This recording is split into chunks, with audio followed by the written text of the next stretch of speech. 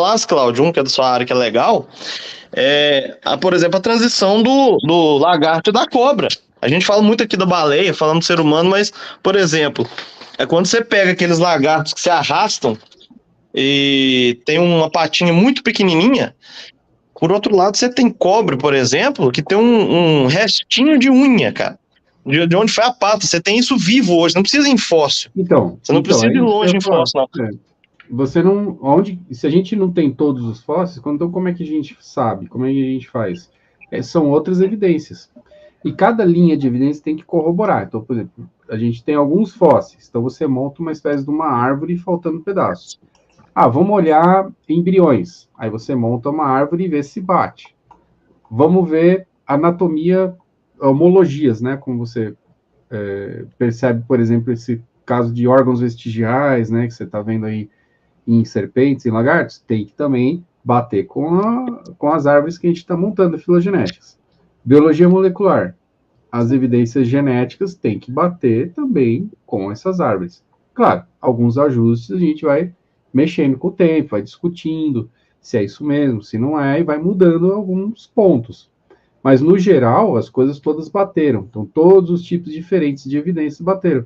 É que nem datação.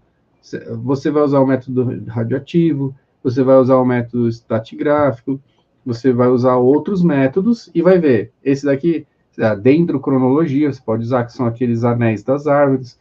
Está batendo com a datação radioativa? Por enquanto está batendo com a datação radioativa, então corrobora. Se corrobora, não está errado. Por enquanto não está errado, a gente não encontrou inconsistência. Então a gente monta a nossa teoria em cima dessas corroborações, que é a melhor explicação que a gente tem. Ela é a definitiva? Não, ela pode ser melhorada. Só que eles pegam esses pontos que faltam em algumas áreas e daí eles usam isso, né? Veja, é muita hipocrisia, né? Que, por exemplo, eles se baseiam num livro. Esse livro, os pergaminhos são todos rasgados, faltando pedaços, né? Então, o deles também falta um monte de coisa, mas aí o texto lá está completo e nem por isso, né? E nem por isso eles Aí, acham que está errado. Então, isso são órgãos vestigiais, né? Esses órgãos vestigiais contam uma história. Mas aí ele tem função de conseguir segurar durante a reprodução, ele consegue enganchar na fêmea, não sei o quê.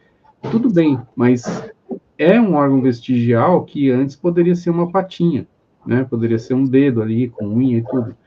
Enfim, quando você junta uma linha de evidência com mais 2, 3, 4 linhas e elas não conflitam, você tem um apoio à teoria, você tem um fortalecimento dessa teoria. Né? E pelo que a gente. Não é só isso. Isso é em répteis. Daí você vai ver, sei lá, em insetos também tem o mesmo padrão. Você vai ver em peixe, tem o mesmo padrão. Em mamífero, tem o mesmo padrão. Então, todos os grupos indicam que houve evolução entre eles. E o que eu acho mais engraçado é, assim, eles gostarem tanto da datação com carbono 14, por exemplo, e só existe isso, né? O restante não existe. Então, e fazem experimentos errados, por exemplo. Vamos ver datação de carbono numa rocha. Né, que a datação de carbono é propícia para animais que foram vivos um dia, não para rochas. Né? Encontramos carbono 14 na rocha. Então não tem. A explicação é que é divino, que é mágico, que enfim, eles não procuram dar uma explicação científica. Né? Foi criado. Então eles pegam essas pequenas pontos que a gente nunca vai ter uma resposta definitiva, mas que eles não invalidam o restante das evidências, né? Sim. E aí eles usam como um ponto de apoio para que eles possam fazer as críticas. Só que são críticas que não derrubam a teoria principal. Esse que é o problema. Eles parece que não entendem isso. E ainda assim, esse caso, só voltando porque o Rodrigo pôs a foto, só voltando rapidinho que o Rodrigo pôs a foto aí, por exemplo, se você pegar essa parte dos órgãos vestigiais, a gente tem os chamados, as estruturas homólogas, né? Então, assim, a gente já sabe, do ponto de vista embrionário, Eles não pegam essa unha aí e falam assim, isso aí é uma estrutura aleatória que apareceu para o macho se fixar a fêmea. Não é isso. Eles analisam de onde veio essa estrutura, do ponto de vista embrionário. Então, ela tem a mesma origem das patas, por exemplo?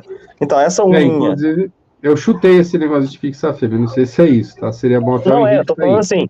Mas assim, eles isso podem aí encontrar, tranquilo. eles podem encontrar uma outra função para o órgão, não importa, que ele, é o que você está falando, ele tem a mesma origem biológica, ele é homólogo, e ele foi modificado ao longo do tempo e se tornou vestigial, então confirma toda a teoria evolutiva, né? Já não confirma a deles, que a deles teria que estar tudo criado pronto já, né?